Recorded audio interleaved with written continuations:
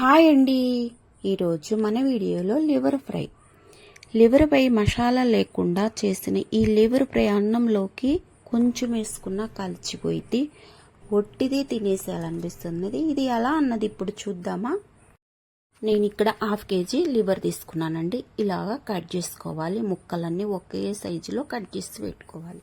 Cut చేసి శుభ్రంగా 2-3 సార్లు కడుక్కుంటే ఇలాగ తెల్లగా వచ్చింది. ఇప్పుడు పక్కన పెట్టేసుకొని ఒక కళాయి పెట్టుకొని 1 స్పూను ధనియాలు, 4 లవంగాలు, ఒక చిన్న చెక్క, లాస్ట్ మనము కొంచెము 1/2 స్పూను జీలకర్ర అది వేసి దూరగా వేయించాలండి. దూరగా వేగిపోయిన దాన్ని ఒక ప్లేట్లోకి తీసి ఆరనిచ్చామంటే ఆరిపోయింది. చిన్న అల్లం ముక్క ఒకటి, 7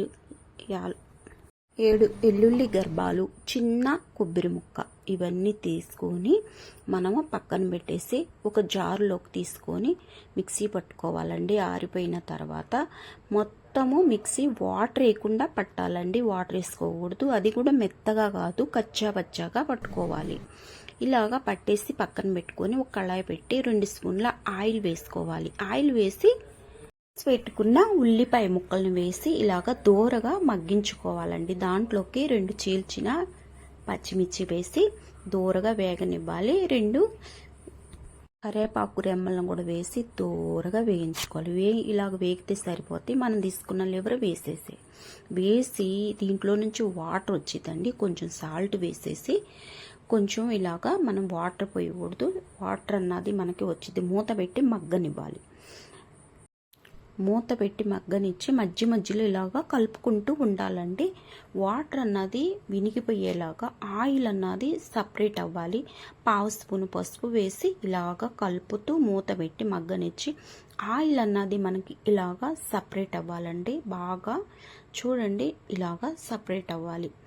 బాగా కలుపుతూ మనము ఆయిల్ అన్నది ఇలాగా సపరేట్ అయిందంటే 1 స్పూను కారము మన పైసీని బట్టి వేసుకోవాలండి. 1 స్పూను తీసుకున్న మసాలా వేసి కొంచెం బాగా మగ్గనివ్వాలి. అంతా కలిసిపోయేలాగా మగ్గనివ్వాలి.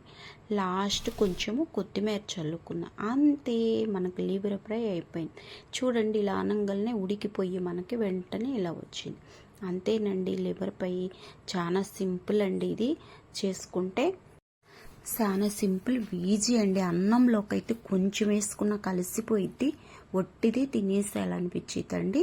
నచ్చిందా ఫ్రెండ్స్? నచ్చితే లైక్ చేయండి, షేర్ చేయండి, కామెంట్ చేయండి.